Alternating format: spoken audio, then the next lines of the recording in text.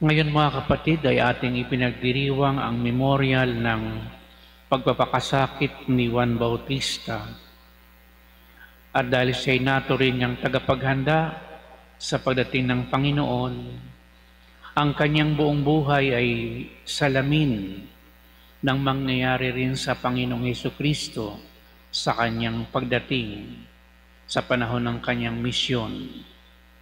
Ano ba ang mga bagay na ito na hawig sa buhay ni Hesukristo? Unang-una sila'y magpinsan. Ikalawa, si Juan Bautista, sanggol pa lamang siya sa loob ng kanyang ina na si Elizabeth. Siyang unang bumati kay Hesukristo na nasa sinapupunan ni Maria sa pagdalaw ni Maria sa kanyang pinsang Elizabeth sa kanyang kagampan. Ikatlo, siya ay isang inosente tulad ni Jesus. Inosente. Biktima sila ng galit at selos. Kay Hesukristo, selos at galit ng mga eskriba at mga pariseyo. Dito kay Juan Bautista, selos ni Herodes at galit ni Herodias dahil sa kanilang malaswa at hindi tamang pamumuhay ng pakikiapid sa hindi asawa. Pareho silang inosente, subalit sila'y naghirap na pareho. Sa ating mga tao, mahirap tanggapin ang isang inosente ay siyang makukulong. Pero si Juan Bautista, talagang siya ay nagsuffer, ikinulong siya. Ikalawa, hindi lamang sa pagiging inosente. Sila'y inusig na pareho at sila'y namatay na pareho. Pareho nagbuhos ng kanilang dugo. Kung ano ang nangyari kay Juan Bautista, parang sumasalamin ito sa mangyayari sa Panginoong Hesukristo upang anumang nangyari kay Juan ay mapagtakpan o matakpan ng lahat ng mangyayari kay Hesukristo dahil siya ang tagapagligtas. Ang dugo ni Juan Bautista ay matatakpan ng dugo ni Hesukristo dahil siyang totoong tagapagligtas. Kaya sa puntong ito, ang kaligtasan ni Juan ay nakasalalay din kay Hesukristo at ang kaligtasan nating lahat. Kaya ngayon mga kapatid, ano nga ba ang hamon sa atin na mabuting balitang ito? Tayo mga Kristiyano ay may iisang binyag at tayong lahat ay tinatawag sa kabanalan. Maaaring tayo maging inosente, pero maraming mga taong nagagalit sa atin kahit wala tayong kasalanan. Kung totoong wala tayong kasalanan, kapareho lang ang ating sasapitin, tulad ng sinapit ni Juan Bautista at ni Hesukristo. Kung ikaw ay totoong inosente, huwag mo nang patulan ang galit, ang selos ng tao laban sa iyo. Sapagkat kung ipagkakasala mo lamang naman ito, wala ka ng pinagkaiba sa taong nagsiselos at nagagalit sa iyo. Tulad ni Herodias at ni Haring Herodes. Ikalawa, kung kinakailangan nating magbigay ng ating buhay, sapagkat ito ang tawag sa bawat Kristiyano, ang maging saksi sa mabuting balita, sa katotohanan.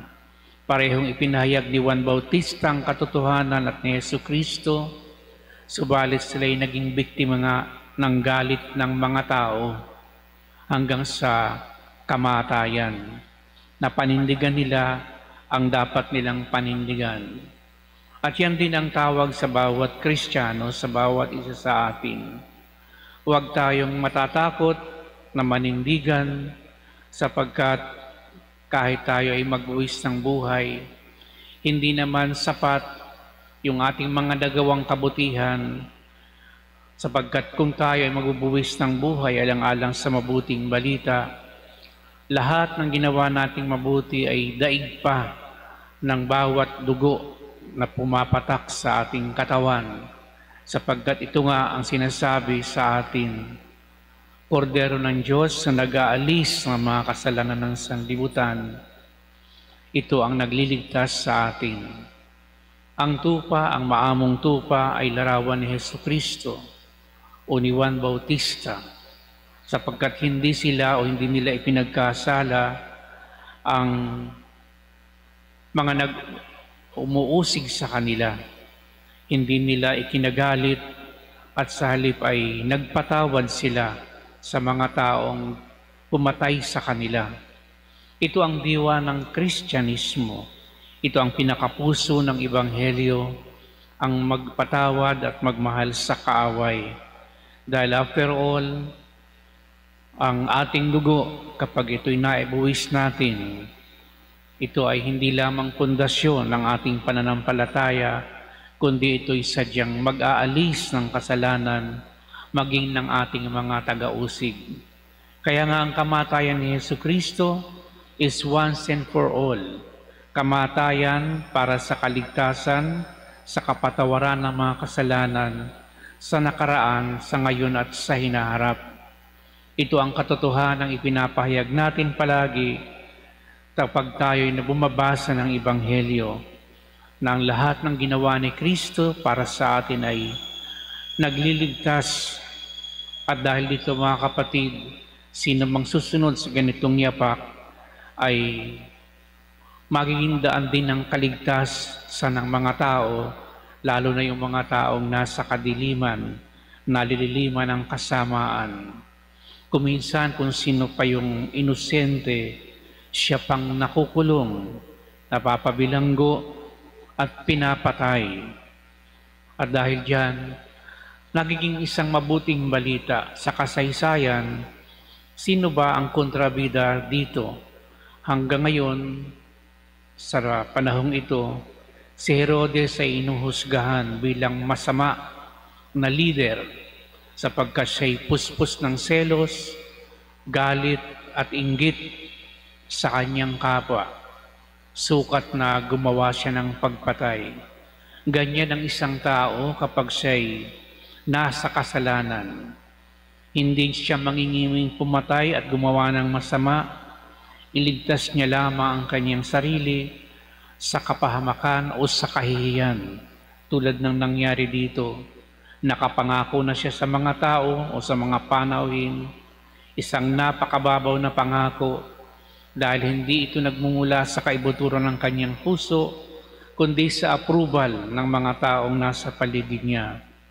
Sana kung tayo maninindigan, huwag nating panindigan kung ano lamang sinasabi ng mga tao, kundi kung ano ang sinasabi ng ating puso, bunga ng ating pananampalataya sa Panginoon.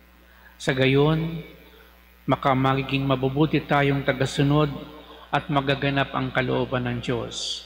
Tulad ni Jesucristo at ni Juan Bautista, ito'y kalooban ng Ama na sila ay maghandog ng buhay para sa lahat upang tayo ngayon sa ating panahon ay makaranas ng ginhawa at kaligtasan sa pamamagitan niya. Kaya magpatuloy tayong manalangin mga kapatid upang maibahagi din natin ang ating buhay tulad ng mga nauna sa atin ng may katatagan, kalakasan at pananampalataya.